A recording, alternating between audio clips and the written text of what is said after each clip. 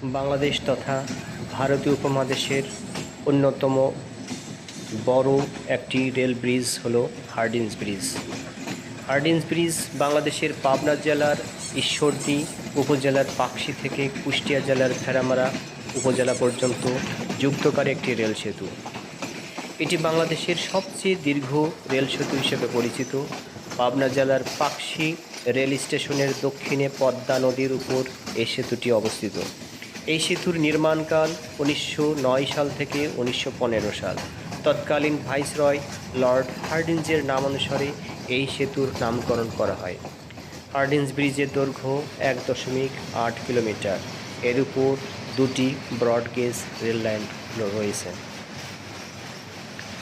19 শতকের শেষ দিকে এবং 20 শতকের গোড়ার দিকে পদ্মা নদীর পূর্ব তীরে সারাঘাট ছিল দেশের অন্যতম বৃহৎ নদীবন্দর।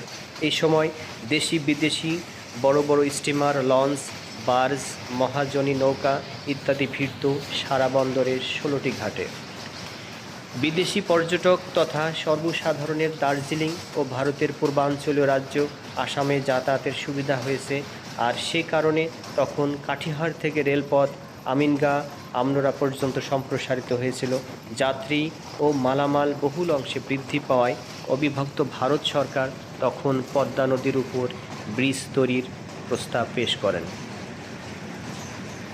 1971 সালে বাংলাদেশের স্বাধীনতা যুদ্ধের সময় হার্ডিঞ্জ ব্রিজ মারাত্মকভাবে ক্ষতিগ্রস্ত হয়। 13 ডিসেম্বর 1971 ভারতীয় বিমান বাহিনী পাকশীর দিকে চতুর্থ গার্ডারে বোমাবর্ষণ করে।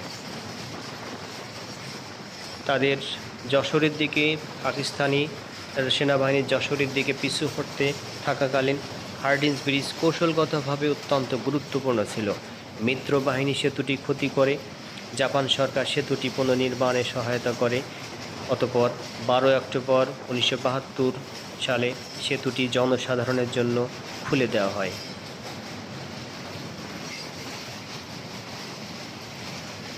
কতজন শ্রমিক কাজ করেছে? 1912 সালে ফেব্রুয়ারি মাসের প্রকল্পটিতে কর্মী সংখ্যা ছিল 24,400 শ্রমিকের। দীর্ঘ 5 বছরের অক্লান্ত পরিশ্রমের পর 1915 সালে ব্রিজের কাজ শেষ বলে রেল বিভাগ সূত্রে জানা যায়।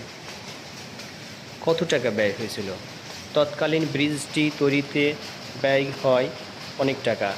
স্প্যানের জন্য 1,80,06,796, ল্যান্ড স্প্যান স্থাপনের জন্য 5,19,849 টাকা, নদীর গতি নিয়ন্ত্রণের জন্য 94,08,346 টাকা, দুই পাশের রেল লাইনের জন্য 71,55,173 টাকা।